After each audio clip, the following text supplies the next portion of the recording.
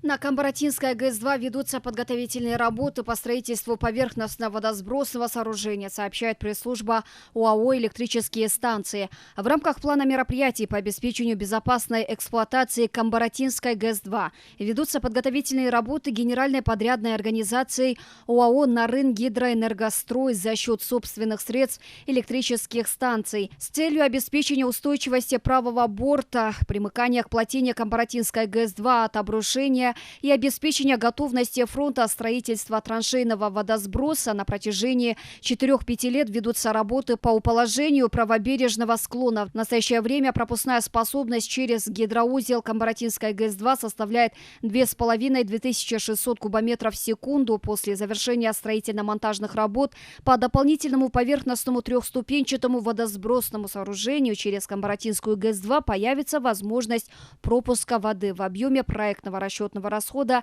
3210 кубических метров в секунду.